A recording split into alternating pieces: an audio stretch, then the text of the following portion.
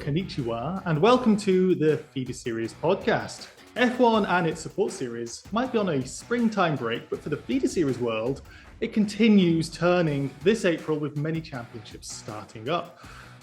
FRECA, Euroformula, GB3, GB4, plus F4 championships in Italy, France, Denmark, Britain, NACAM, more, all getting underway this month. But today we're turning our attention to the fastest feeder series of them all, Super Formula.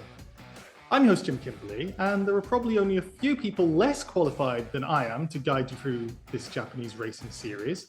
But fortunately, I have three voices alongside me who will make sense of it all and no doubt correct my name pronunciations over the next 45 minutes or so.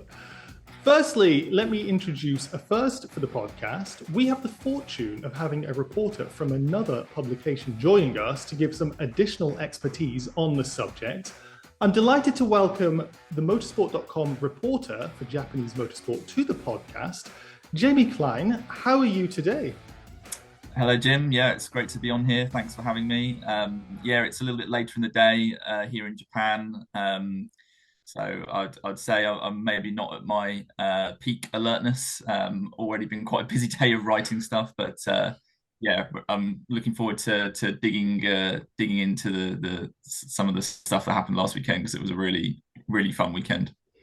Well, I always find when I do my write-ups on the Monday that it sort of gets my brain in gear to know what's going on, but I completely echo the thoughts of being exhausted after doing a lot of words.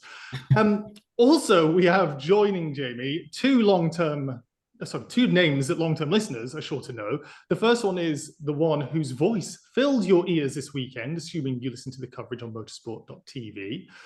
From covering Formula Regional Middle Eastern Championship and editing for Feeder Series, now back commentating on Super Formula, a very busy man. Welcome back, Jake Sanson. Thank you very much, Jim. Good to be back on the podcast again. And yes, crazy busy. It's really starting to get into the proper freight train of the season. It's just going to keep on coming. And Super Formula is definitely a very exciting part of that for me. Very different speeds from a freight train, but I love the analogy completely. It is just coming thick and fast right now. And finally, we have the first appearance of the year, should I say, the first appearance of my favorite Feeder Series pundit, who joins me on the podcast once again with his enthusiasm. Standing up, are you, René Oudman? You're looking as happy as ever, and your enthusiasm last year got me watching Super Formula this year. How are you today? Yeah, I'm fine. Thanks for having me, Jim. I was thinking about this. We've got a Jim, a Jake, and a Jamie on the podcast, so I might change my name to Jenny. But it's like Jake just said, the steam training is rolling again. Super Formula kicked off. Yeah, we are glad that everything is underway, and it was a hell of a weekend, Jim. I can tell you that. Still Gen A from the block, René? But thank you for coming back on. We'll ignore that terrible joke. Before we get started, if you enjoy the podcast, please like, comments, and subscribe if you're watching on YouTube, or leave a rating or review if you're listening on Spotify or another podcast platform. Also, apologies for any technical issues are purely on my side. I've tried my best to edit them out, but you may hear an audio glitch or two, so I do apologize. And equally, if you are watching on YouTube, it may freeze every now and again, but it should be fairly listenable. But in any case, if you happen to be listening on Spotify or watching on YouTube, you can take part in the podcast polls we've been running. Last week, in honour of F2 and F3's visit to Australia, we asked if you wanted the championships to be returning next year.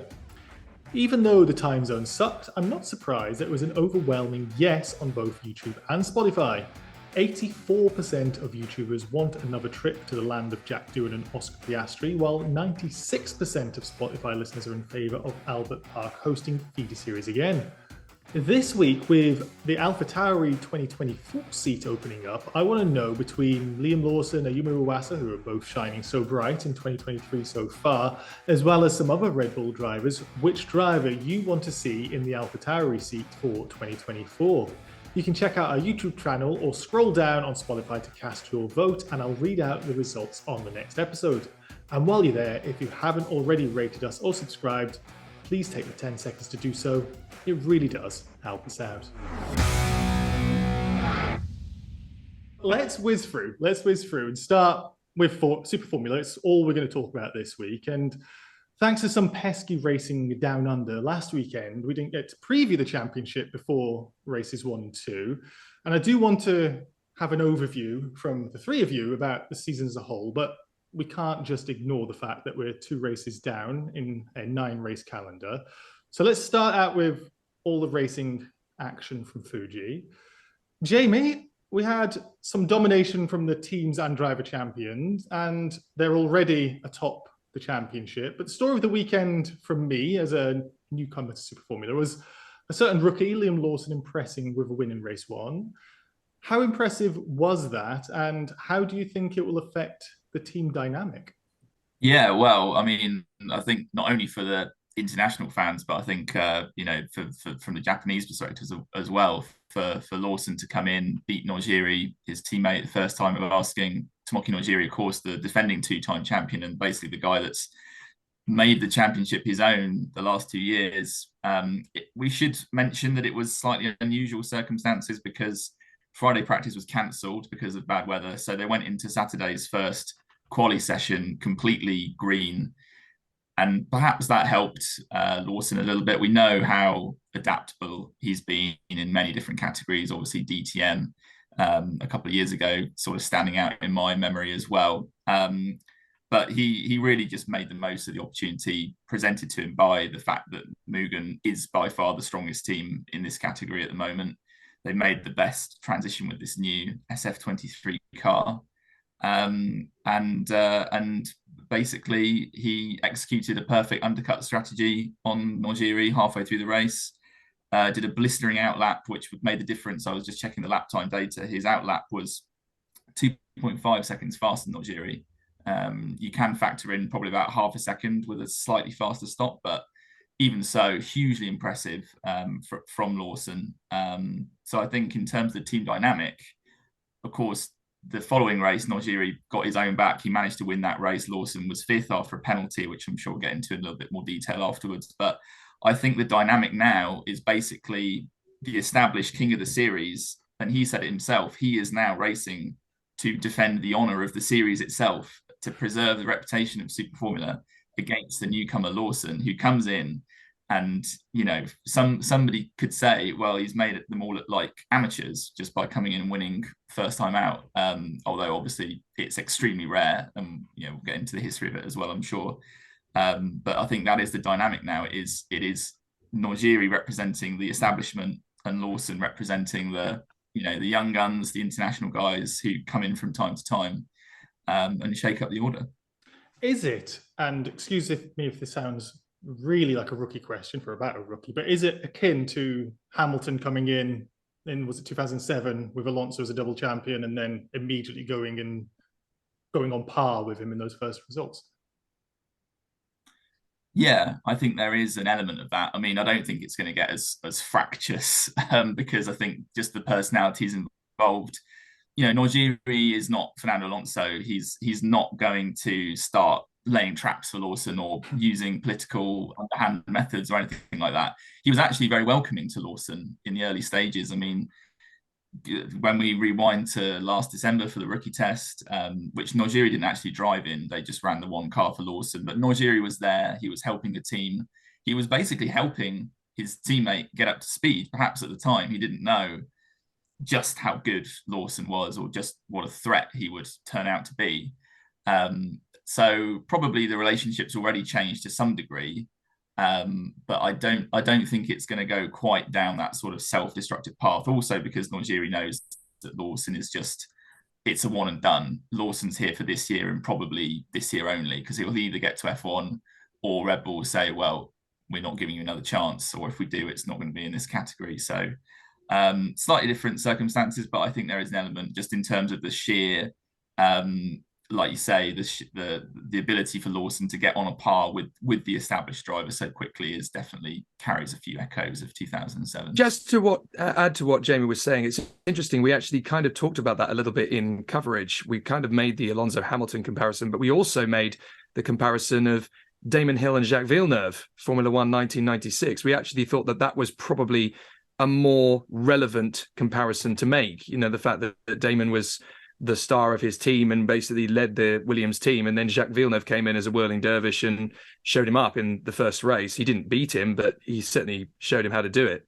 And we kind of think that that's more the sort of comparison that works. We think it's going to fit more that way than it will be Alonso and Hamilton. I don't think it'll be quite as fractious, like Jamie says, but I think the Hill-Villeneuve comparison is probably a little bit more accurate than the Alonso-Hamilton one.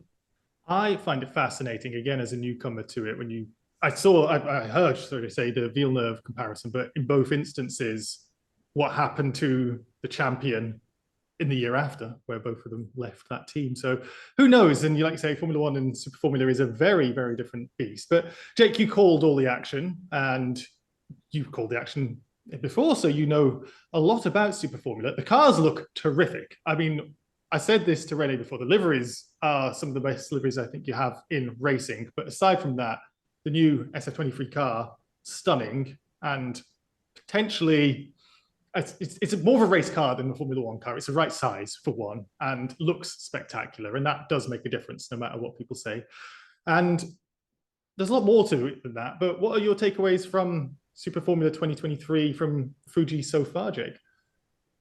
I think what's really important to remember is that this is a new car. It's not exactly a new era, but it's definitely the sort of the beginning of Super Formula's future endeavor to be as carbon neutral as humanly possible. You know, the B Comp car that they've basically come up with aero is supposed to be 75% more carbon neutral than in previous years. The tires for this year are made from, carbon neutral equipment. And I think there's been a hint at some point that the biofuels that are being tested in other championships are probably going to go here as well in the future. So it's quite important that the aesthetics of the product and the ethos of the product doesn't take away from the racing. And what this weekend has really taught to me is that it's not going to, which is really, really nice. The racing this weekend across both races has been just as entertaining as it has been over the last 2-3 seasons. We've had such an incredible amount of talent come through on the starting grid again. The rookies have got up to speed very, very quickly, not just Lawson either, but also Raul Hyman and Cem Bölükbaşı. They really held themselves well under the circumstances. The B-Max that Raul Hyman was in had multiple problems over the course of the weekend, so we didn't really get to see everything from him. Cem, a lot of people have criticized him in the last 2 or 3 seasons that his staying power and his consistency has been rather off the boil. And for him to come through from 20th on the grid and score a point, several points on his debut in Super Formula is actually really telling. There is talent there, there is ability. And for him to be on the same playing field as drivers who have been in Super Formula for 5, 6, 7 seasons and are the pinnacle of the sport there, it really does show that the quality of the talent, both in Japan and internationally, to come together is really strong. And that's what the core factor of Super Formula is. A lot of people in Japan see Super Formula as the pinnacle. Formula One is unrealistic, it's unattainable, but Super Formula, you can build a really strong career. And it's one of those unique formulas where, yes, it is a feeder series, but it's also a career path for a lot of drivers in that part of the world. You really can spend 6, 7, 8 seasons there and build a working job. You can build a career. So it's one of those rare single-seater series that is very important in and of its own right. It's not just a path to Formula One. You can have great racing and great motorsport there in its own right. And that's what I think really separates Super Formula from a lot of the other feeder series. Yes, it is a career path up the ladder, but you can sustain a career. And I think that's really important. And it's why Tomoki Nojiri was so emotional, I think, after race 2, winning, because it was kind of a staying point of proving that, the Japanese drivers that are here are not just here to be outclassed by the Europeans coming in and showing us up. We are world class. We are just as good, if not better, than a lot of the drivers in Europe and in Formula One. And it was so important to him that he proved that. But the racecraft has been fantastic. We had a fantastic 4-way battle for third position yesterday between 4 exceptional talents that ran all the way through to the end of the race from the start. It's very rare that a battle, even with a safety car in the middle and pit stops and everything, literally goes from lap 1 to the end of the race. And that happens regularly in Super Formula. And for that to happen again this weekend in the first round, it shows that the quality of the racing, the quality of the product, if anything, it's just got better rather than diminished. So 2023 is going to be amazing. What I take from the first weekend is that The championship has only just got started. It's going to be one of the closest championships in world motorsport, never mind in Japanese motorsport, that we're going to see in 2023. I can't wait. Yeah, I just wanted to jump in very quickly and add that Japan feels very much open for business again to the outside world, because it's important to remember we've been through 3 seasons where the number of foreign drivers has been extremely limited. At one stage, I think we were down to 1 foreign driver. I think when Sato Fenestraz was missing for most of 21 because of his visa issues. I think we just had Tatiana Calderon at one stage. Yeah, to have this influx of new talent, I think, is important. And also, from a feeder series perspective, Super Formula Lights, Enzo Trulli is there this year. David Vidales is there this year. Igor Fraga is coming back from a couple of years on the sidelines, having moved, from Brazil to Japan. He's half Japanese, we should also bear in mind. So actually, just correct myself, he's Brazilian, but he was born in Japan and spent the first 10 or so years of his life in Japan. So anyway, so the point is there's a lot more in Super Formula and Super Formula Lights. There's a lot more foreign drivers arriving, and I think that trend is only going to accelerate in the next couple of years. It's like a pent-up excitement to get in there, but if this weekend's anything to go by, you can see why. And this weekend there were lovely moves throughout the field, René, but there were also pit stop disasters. There were crashes, cold tyre nightmares, kind of like what you see in F3, F2, well, F2 should I say, not F3, and also reminding me why we should ban tyre blankets immediately in Formula One. But for a newcomer like me, René, is what we saw in Fuji indicative of the season to come? Yes, and I hope no. Because yes, like Jake said, the racecraft in Super Formula, like the races you see, is just an hour straight action. It has been for like 50 years. This is the 50th year of top class racing in Japan, and it will probably always stay so. But yeah, on the other hand, like Jamie touched on, Team Mugen was extremely comfortable, was looking extremely comfortable. They won both races. They stood on pole position for both races. They've got probably the best drivers in the series, bar Ryo Hirakawa. It looked very promising, though I think several teams need to step up to raise their game to make this season be a more horse race, more than only the 2 Team Mugen guys. Obviously, Ritomo Miyata had a good race. Sho Tsuboi was finally back again. However, he has always been good at Fuji Speedway, so we will see. What's that, Jim? I saw a hand. No, I saw he was there, but I also saw he wasn't there for long enough. Particularly, was it race 1 with the being crashed into, sadly. Yeah. So it would be good for Sho to be up there again. And when he drove fastest laps in last year's preseason testing, everyone was expecting for him to come back. Though it didn't really happen last year, didn't really click. Maybe Jamie can tell more about it, as it was due to his chassis, I heard. But it's looking promising, and I mean the action was like it's always been in Super Formula, Jim. It was fantastic, and I can't wait for the next race. And the next race is already in 2 weeks' time. Got Super GT as well in the week in between, so there's really no rest for the wicked. But actually, to pick up on the other teams needing to step up, I was pretty disappointed by Team Impel, actually, just from a sheer operational point of view, and plus the fact that they've not got on top of their qualifying woes at all. Hirakawa qualifying P7 for both races. I did speak to him briefly after the second race. He already had that strange penalty, which turned out to be for an illegal practice start on the grid because he didn't do the warm-up, so they needed to do a practice start, even if it was just a couple of yards, really, just behind his grid box. But that turned out to be illegal. That's why I got the penalty. But just these operational things that cost them so dearly, and combined with the lack of qualifying speed, we saw Hirakawa's race pace. There's nothing wrong with it, same as last year. But you're just going to beat Nojiri and Mugen if you're always starting P7, and especially so if you're picking up needless penalties for procedural things. Speaking of the procedural things, Jamie, it's procedural in a lot of motorsports, and we had that pass for the lead essentially happen in the pit lane in race 2 when Nojiri got by Uyu. And it's under the safety car. I've seen stuff like this happen in other championships. And it's not how any race fan wants to see a race get won.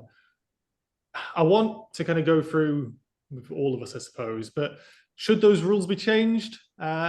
Or is it just one of these things, it's luck of the draw and you take advantage and everyone has the same opportunity? David, do you want to kick us off?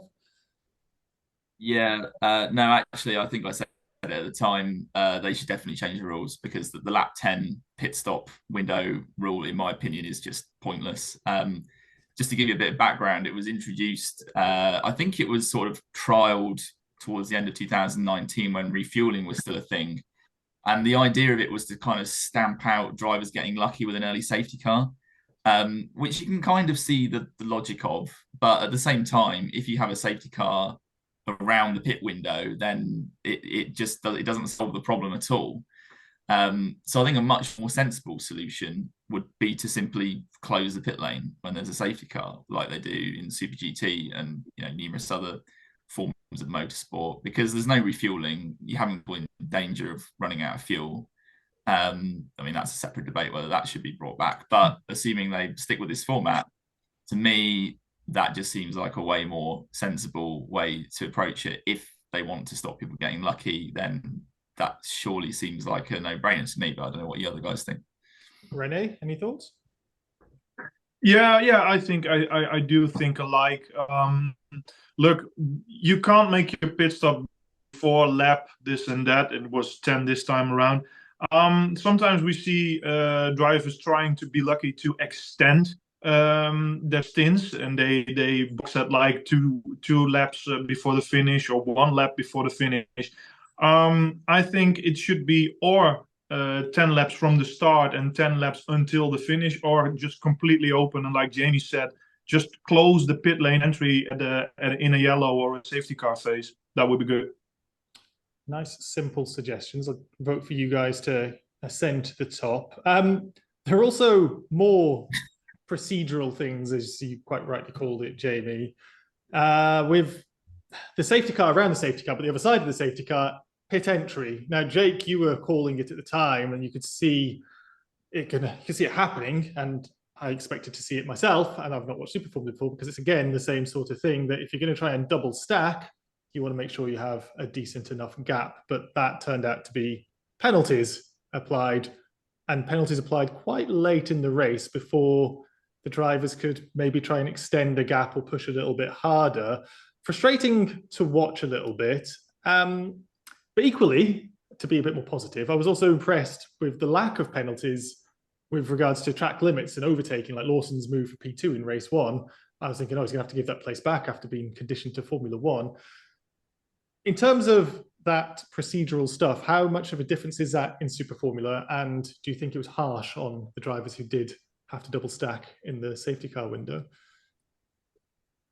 One of the things I will say about my time in Super Formula as a commentator is that the driving standards and the officialdom of Super Formula has always been very black and white. It's always been very clear cut. This is where we draw the line. This is what's acceptable and this is what's not. And you rarely get the sort of similar inconsistency that you'll see in other paddocks. It's very, very clear what is and isn't allowed as far as a driver is concerned. Now, for someone like Liam Lawson to come in to Super Formula and do a move that is kind of the norm, really, in European racing, you kind of see it a lot, and sometimes it gets a token slap on the wrist or, a penalty or whatever. And, in Super Formula, it's very clear, no, you can't do that. That would have been a bit of a shock to the system a little bit, because he's seen the leader, Tomoki Nojiri, do the same thing. And he actually said in his interview afterwards, well, he did it, so I didn't see any problem why I couldn't do it. But the difference is, Tomoki Nojiri was the leader. He's allowed to control the pace under safety car. That's the difference. And it was very, very clear, particularly that Liam Lawson and Senna Sekiguchi were doing it to gain an advantage. And yeah, okay, you're going to try it. But at the same time, Super Formula is not stupid. The officialdom know what is and isn't acceptable. So yeah, they're going to give a penalty. Yes, it's harsh, But then at the same time, their argument is two drivers were going out of their way to try and manipulate a result. That's the reading of that rule. That's the reading of that situation. Now, you can agree with it or you can disagree with it, but the rules and the decision-making is black and white. And that's what I like about the way things are run in Super Formula. Whether you agree with the rule or not, the consistency is what counts. At the end of the day, yes, you're not necessarily going to agree with every rule that's given to you. But at the end of the day, if the officials can't carry out those rules consistently and clearly, then you've got nothing but chaos. And that's where Super Formula always has actually really excelled in comparison to other championships. You know, they get it right because they follow that same path every time. Jake, you're going to be telling me that you don't enjoy watching the F3 champion get decided on the pit wall when they start deciding who finished where. That's ridiculous. You want rules in motorsport. As a racing fan, it's so frustrating, especially when I'm massive mates with both Victor Martin and Oliver Behrman. That was so horrible to sit there and watch. You know, two of my best mates in the world of single-seaters going through agony. Am I the champion? Is he the champion? No, I completely agree with you. But no, when you're in the heat of the moment, when the adrenaline's rushing and you need to know, you know, am I allowed to get away with this or not? You know, you need to know where the line is. And Super Formula has always drawn that line very clearly. Well, I very much appreciate it. And it was, as a newcomer to it, very nice to see, although I do think the decision was a little bit too late. But we'll go too long if we focus a bit too much. But you did say it's about the rookies coming in, Jake, that Liam Lawson might not know the rules. But we also had Cem Bölükbaşı, René Oudman coming in, the last year's Super Formula Lights champion, and this word pronunciation gets wrong, Kazuko Kotaka, also making the step up. That's not too bad.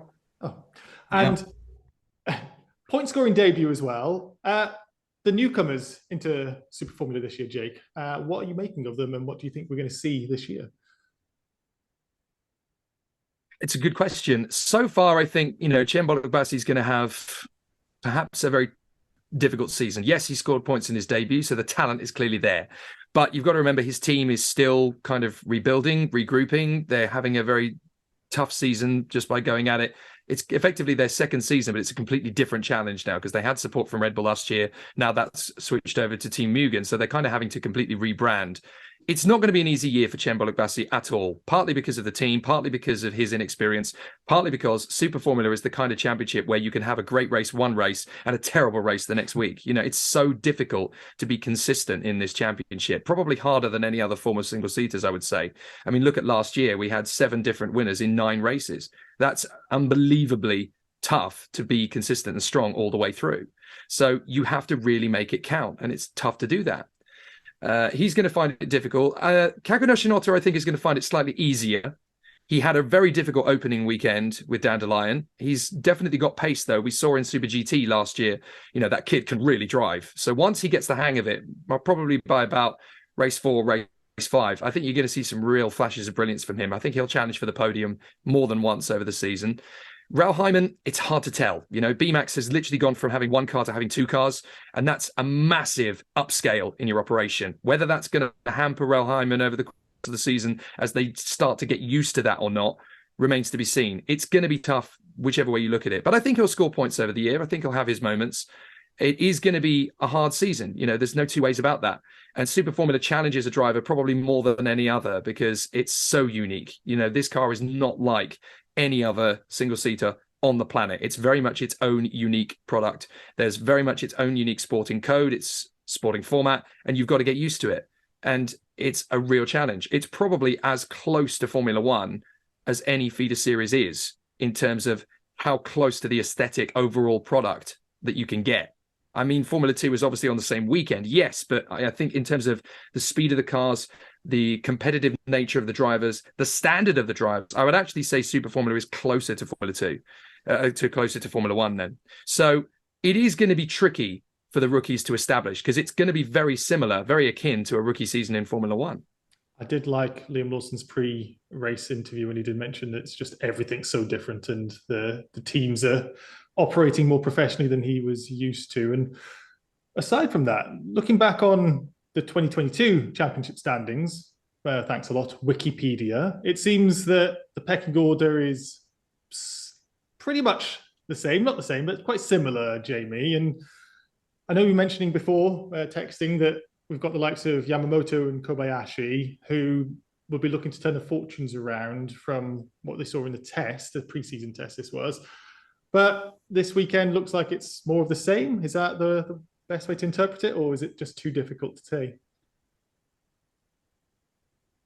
Yeah, it is a difficult one to read because that pre-season test at Suzuka in early March, we did see Nojiri and Hirakawa struggling. We didn't really see that much of Liam Lawson either, to be honest. He was pretty, speaking to him at that test, he was quite cautious about his prospects. He said, it's going to take me a while to challenge Nojiri. If you'd said, oh, well, actually you're going to beat him, first time trying, I'm sure there's no way he would have believed you at that stage. And equally, we saw Naoki Yamamoto had amazing long run pace, was consistently fast. Kamui Kobayashi was fastest on the second day. Even Kazuyo Oshima didn't score a point last year, top to session. So all this evidence was mounting of a big change in the order because of this new car. Essentially, this was a nice summary from Toshihiro Ichise, who's Nojiri's engineer. Basically said the teams last year that were struggling with understeer are now in the right window because the new car is more oversteery. Basically, it has less downforce at the rear than the old one. And the teams that were in the right window before, now they've suddenly got this massive oversteer that they've never had to deal with before. So the prediction was that was going to carry over into Fuji, but then for whatever reason, I think even the engineers themselves don't always understand fully why these things happen the way they do, but we saw the teams that we were strong last year, Mugen, Impel, at least with Hirakawa, Toms, at least with Miata, they were the ones, that were quickest. And the KCMGs and Nakajima Racings of this world, I mean, they had, they weren't too bad, but, they weren't anywhere near challenging for the win. So, yeah, Suzuka's obviously a different challenge. Conditions will be very different from the test because it will be much warmer. So I don't think we can say with any certainty that it's going to, go back to how it was in testing. I think actually René mentioned Tsuboi earlier and the fact that he was the big favourite going to last year. And then, they turned out to have a pretty miserable season at Inking. So I think that's a bit of a word of caution for Yamamoto and Kobayashi. That, look at Tsuboi last year. You can't take testing form for granted, and they've just got a mountain to climb, I think, to get to the stage where, with this weekend format, with such limited running, to get to the stage where they can really threaten Mugen, especially. Let's see how Suzuka goes, because like I say, it's the next race, and possibly get a better idea of the order when you get to compare things. I know we've already focused on Liam Lawson quite a lot, René, but I think that's kind of understandable. One, with the potential F1 link, and it is the Feeder Series 2 F1 that we are generally talking about here. And also just the first rookie to win the first race in half a century, I think the stat was. AlphaTauri looking at maybe having a new driver next year, maybe two new drivers from what we heard from Alex Jakes last year when mentioning Red Bull's contract adherence policy, let's call it. How likely do you think it is going to be for Liam Lawson to join Formula One with this upcoming season as his way to demonstrate his skills?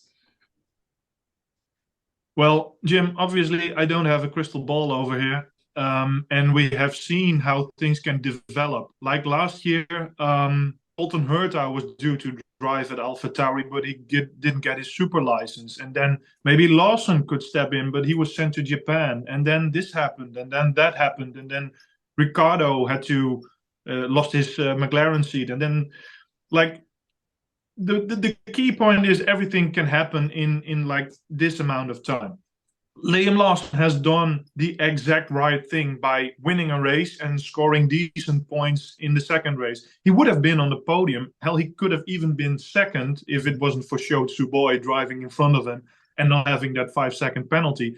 So Liam Lawson has done everything he's needed to do.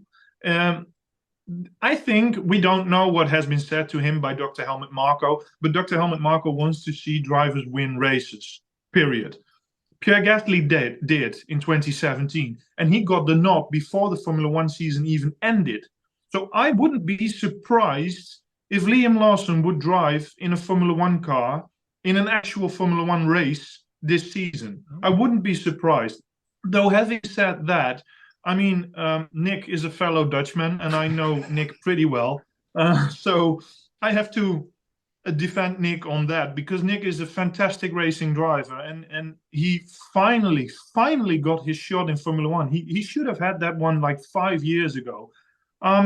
It's difficult to adapt in a team which is struggling like AlphaTauri at the moment. I mean, Tsunoda has been there for 3 years now. This is his third season, and he can't quite find the things to turn it around. It would be the most honest thing to give Nick time and to watch him develop everything. Having said that, I think it's a major disadvantage for Nick that he hasn't been on the Red Bull team like in the junior days. He's just there. He joined like 3 months ago.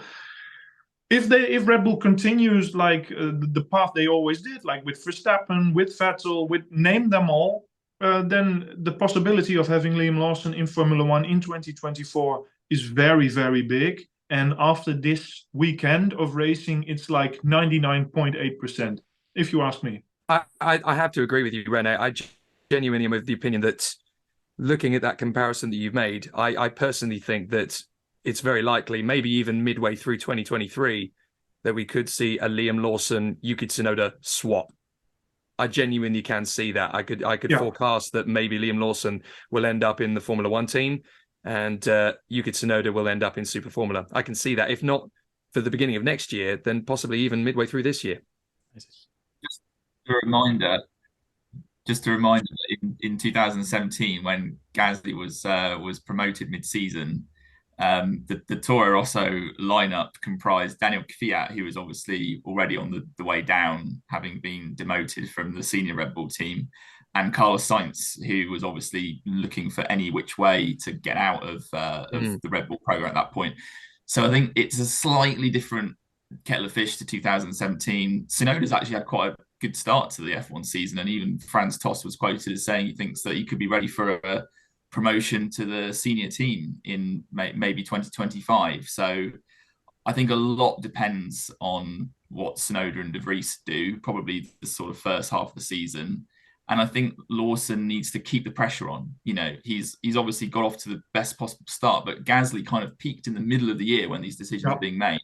So Lawson can't peak too soon. He's won a single race, but he's got to win more, and he's got to keep the pressure on. Ultimately, the only person who knows the real answer to this is Helmut Marko. Yeah, that's the reality of it. Yeah. But the good thing is, by winning the first race already, having 9 races in the season, there are 7 races to go, that if he wins one more, he equals Gasly. So this is his, like, say, his thing he can use in Red Bull management, like saying, yeah, you promoted Gasly with 2 wins. I've got 2 wins now as well.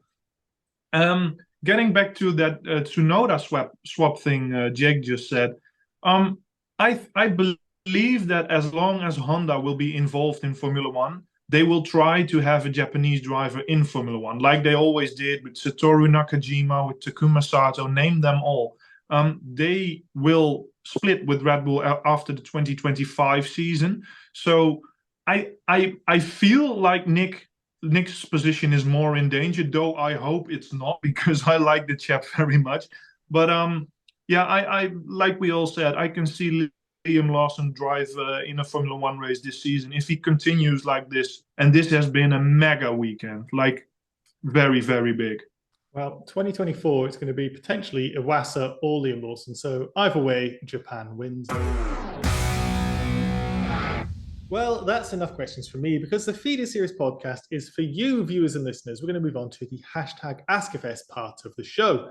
If this is your first time watching or listening, you can get involved by using the hashtag AskFS on Twitter, joining our Discord and using the podcast questions channel, commenting on our YouTube videos, or by keeping an eye out for our Instagram posts and stories. First question here, René, isn't really a question. It's more of a complaint. But I know when talking in the Feeder Series group chat that you had similar confusion. But Mary Louise Rands on Twitter said, yeah, I'm annoyed I sat down to watch Super Formula this afternoon to find out the subscription I paid for on the YouTube channel was made inactive. I'm right fuming. Now, you mentioned something in the group chat that it was something that happened last year as well. It's a bit frustrating. Is there more of a story to this that you know? Well, no. I only know that, if you are in Japan and you watch Super Formula or Super GT, then you're sorted. If you're not in Japan and you want to watch Super Formula or Super GT, then you might run into a bit of trouble. Last year, you could have a monthly subscription of like 99 cents or something like that. It was very cheap to watch all the Super Formula qualifying sessions and races live, I believe, which was a good deal because it was like 10 races last year. So say it was 20 sessions for £12. It's fair. But this year it was unclear what would happen and where we could see it and if we could watch it somewhere. Back in 2020 and 2021, there was Red Bull TV, which was for free, which was awesome. But this year we have to swap to Motorsport TV, I guess. We just had the commentator and the color commentator just on the pod. So I think that would be the best option for anyone. Just go to motorsport.tv. Would cost you like 40 a year, I believe. But then you've got Super Formula, Super GT, Super everything. So yeah, that's basically the road I've chosen because, like Jake said, I can't be in Japan all the time as well because I run my own business guiding drivers management. So, yeah, I can't go to every Super Formula race as well. So that would be my, that's the road I drive this year. This is from Stein, MS4, Supremacy on Discord. To Jake, how are things different in commentating on Super Formula, Formula Original, Middle East / F4 UAE, and the one that I'm most interested in here, Jim speaking now, FAA karting? Good question. I guess with Super Formula, it's harder because I'm not there. So immediately that has a bit of a difficulty. Unfortunately, the budget doesn't quite stretch to fly me out to Japan every time. I do want to go to one race each year moving forward if this is going to be something that's quite permanent. And I would like to think that, 10 years from now, I'm still doing Super Formula. It's one of my favorite championships on the planet and definitely my favorite single-seater championship.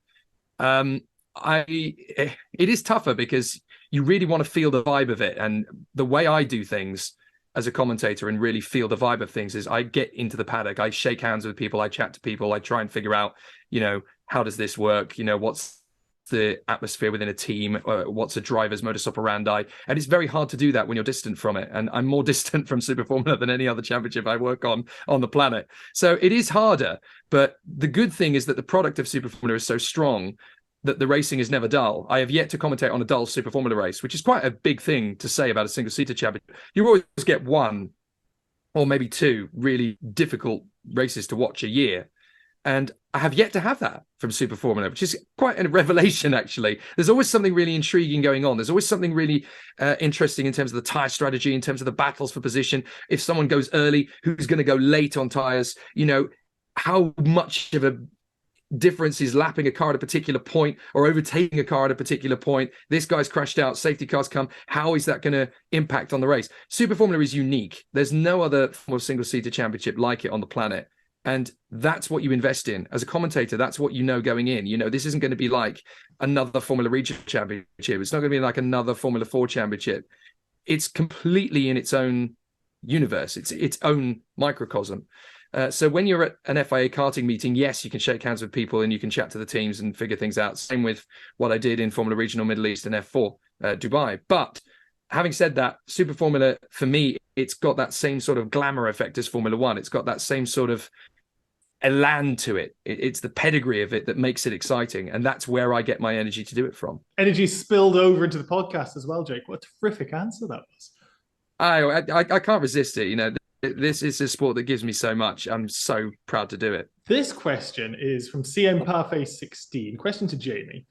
How do you rate Tepai Natori? Was he too unfortunate missing out on an F2 ride back then? And does he have the potential to do very well once he gets to Super Formula / GT 500? Yeah, that's a really good question. So Tepai Natori should have raced in F2 last year. I think he was kind of led down the garden path by Buzz, his sponsor. the deal fell apart. He had a contract with Trident, so I think it was the seat that went to Vershaw in the end, if I remember correctly. So yeah, he was really unlucky. Basically, he told everybody in Japan, "I'm going to F2. This is it for me." Obviously, it fell apart, and he had no fallback option. He could have raced in Super GT last year, so now he's getting his chance belatedly with Kondo Racing, which is a whole other story in Super GT land. Yeah, so anyway, but I know people do rate Nattori quite highly. He won Super Formula Lights in 2021, beating Giuliano Lacey, among others. Ren Sato is also in that field. And I do think he's going to make an impression. I know JP de Oliveira, his teammate in Super GT this year, has been pretty impressed. Like, he's been up to speed very quickly. And he even already tested the Nissan 500 car. And I heard from one of the engineers who was, helping to run the cars at that test, that he was actually the most impressive of the 4 guys they had that day. So I do envisage a very bright future for Nattori in Super GT, but because he's now a Nissan driver, it's probably going to be Super GT rather than Super Formula, which is a little bit of a shame. But still, just ask Ronnie Quintarelli or Suge Matsuda. You can have a great career driving for Nissan in Super GT. So yeah, we shouldn't feel too sorry for him. Question on Discord from Rafael. Some thoughts on Cem Bölükbaşı's performance this weekend. Does he have potential for better races in the future? Which to me, René, sounds like he was having his bad races this weekend, whereas I thought he didn't do too terribly for a rookie in his first rounds. Well, Jim, I think we need to invite him on the podcast. So, Jim, if you're watching, please join us, because we've got a hard time in pronouncing your surname. Because I've got a few Turkish mates over here, and they tell me it's like Bölükbaşı. But we're always saying Bölükbaşı because we see an I and an O and a U. But please come along this podcast and tell us how we pronounce your surname. That would be incredible. Now, going back to the races, actually, Cem had a wonderful race. Race 1, it was picture perfect for him. It was he started, if I remember correctly, in row 10. I believe it was P20, and he drove up all the way to P8 on his debut race in Super Formula. So yeah, we are talking about Liam Lawson and how incredible he raced, and it was fantastic. But bear in mind, Liam Lawson is driving for Team Mugen, which is the reigning defending champion team. Cem Bölükbaşı, or Bölükbaşı, or, well, yeah, he can say it himself. He is driving for a team that was, well, nearly dead. I mean, Team Go wasn't there anymore at the end of 2022 because their Red Bull funding went to Team Mugen to get Liam Lawson in the series. So they had to start from scratch again. Now they're renamed TGM, which is Team Go Motorsport, and they're back in business. I mean, Toshiki Oyu did wonderful things this weekend. He could have been on the podium in race 2. Yeah, they had a double point scoring finish in race 1. I think people are underestimating Cem, and I think that coming from a background of gaming, I think Cem has done wonderful things, and he's got more space to prove now, because in Formula 2, obviously the spotlights are on you, and if you do wrong, then people will shout like, oh, he can't race and he's there because of the money or the Turkish government sponsoring him or whatever the money's coming from. But here's the thing, he's got more time, less focus from the people around. And I think that Cem could build up a great racing career here in Japan. Like Jake said, you can race here for 8 seasons, 9 seasons, 10 seasons. We had André Lotterer, we had Benoit Treluyer, Loic Duval. I'm not going to compare Cem right away with those guys, but you can see where I'm heading. And I think Cem, he really has got the talent.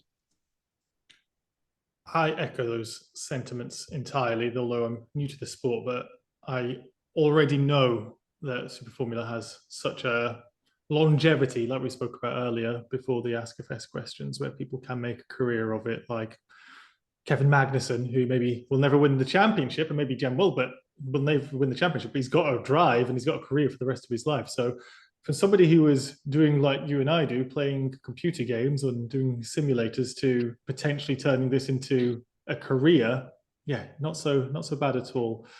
This question's from Hands off. This question's from Kaylee G on Insta. What do you think would make Super Formula more popular in Europe? I hate to say this because the people I'm in touch with on PR side are very, very lovely. They help me all the time. But I believe, I've got the feeling, Super Formula is still way too Japan focused. Like, if I read the things on Instagram, the captions, it's all in Japanese, and I can't speak a word. Well, I can speak a few words Japanese, but I can't read it. So I'm like, okay, translation, you know. I think it would be good if the marketing team would focus more on Europe. If they just hired somebody, you know, like to promote them. I'm not going to say names, but yeah, but without the joking around, they should focus more on Europe market, especially now with Alessi, with Cem, with Hyman. But it is a Nippon thing, Jim. It's commonly for Japan to keep it inside of Japan and think they are not relevant outside of Japan. So it's more down to their culture, I guess. But they could earn big money this year if they would market this right with Lawson, for example. As somebody who loves the Final Fantasy series and has just completed Persona 5, I know Japan has some quirks, but I completely agree. They have got some exportable stuff, and I see Super Formula as that. So maybe not necessarily doing every post in English, but having a secondary account, which is the English version, which is then more accessible. Something like that would be tremendous. I agree. Yeah. I agree. This one is from, well, there's these two questions actually, René, from Slightly Less Motorsport Mad and CM Parfait 16, a regular question asker, tying together, but Slightly Less Motorsport Mad's version is, which driver in the current Super Formula grid do you think would be best suited / do well in IndyCar? And CM Parfait 16, with Takuma Sato potentially stepping down from IndyCar in the near future, which Japanese talent do you think will be able to fill his place next? That's brilliant. That's a brilliant question. I haven't thought about that. Taku is like 45, 46 maybe even. So yeah. Well, Takuma Sato is obviously a Honda driver, so we have to look within the Honda teams because obviously there's not going to be a Toyota driver replacing a Honda driver. The first name which comes into my mind is Tedasuke Makino. Makino obviously won a race in Formula 2. People know him from the days when he was there. Makino has had a rough time physically. He had meningitis and he was sidelined for like half a year, like the end of 2020 and the early days of 2021. But since then, he has been so consistently. It has been brilliant. And I believe Makino has got the ability to adapt to a new series, which he proved in Formula 2 by winning a race. Nurei Fukuzumi would be a good one as well, just for that reason. But I believe that Makino could be eventually the one to go to the United States. It wouldn't surprise me. Obviously, Takuma's fellow Sato, Ren Sato, is very, very young. I think Ren is focusing on super license points and going to Europe. But if that plan doesn't work out, he could be the one going to America as well. And hell, the American route has been more popular lately, with Alex Palou going from Super Formula to IndyCars and Raoul Hyman going from Formula Regionals America to Super Formula. So it's a very, very good question. And I think we should keep this in the back of our minds for the coming months, because although Sato is a good driver and he won he's a two-time winner of the Indianapolis 500, he can't stick around forever. Keep telling Fernando Alonso that, and he keeps coming back, René. So you never know. Just aside on that though, with Hyman, as you mentioned there, I know first season, so very, very different story. But do you think that is something that he'll be having in the back of his mind, that potentially going America after time in Japan? Do you think he's going to stick in Japan? Do you think he's going to try and aim for Europe? I honestly, I feel like he's aiming to stay in Japan, and like going the route Jake mentioned, like being there for 6, 7, 8 years. But I can also see that if an opportunity arises, he would be happy to grab it. Don't forget that Raul has been out for like 2 complete seasons. In April 2022, he drove in his first race since September 2019. So I think he would be happy for every series or every opportunity to arise. Having said that, I need to praise Raul Hyman as much as I can, because coming back from such an adversity, we can all say like, yeah, Raul is now 21st in the standings of Super Formula, and he didn't score in his debut weekend, and Lawson won the race. But what Raul has done in the past 12 months is nothing but exceptional. And BMAX, the team where he's racing for, just entered the second car, whereas Team Mugen has been on top for like the last 3 years. So bear in mind that Raul Hyman is actually a very, very, very talented racing driver. That is all the time we have this week. Thank you, everybody, for watching and listening. I apologize so much for any of the technical problems. Hopefully it's not too pronounced as you listen and watch. If you'd like to have your question asked on a future episode, use the hashtag AskFS on Twitter. Drop any questions below. If you're watching on YouTube, you can respond to our Instagram posts or stories, or you can let us know what questions you have on your mind on our Discord. Look for the Podcast Questions channel. And if you are watching on YouTube, dropping a like on the video, leaving a comment, and subscribing to the channel all really helps us out. And if you are listening, leaving a review on the podcast platform you're listening on is greatly appreciated. Finally, check out feederseries.net for more Feeder Series insight, and follow Feeder_series, FS Americas, and Feeder Series Now on Twitter. You can find the links to all of that, plus the Twitter accounts for myself and everyone else on the podcast, in the YouTube description or the podcast show notes. Until next time, we've been the Feeder Series Podcast. Goodbye.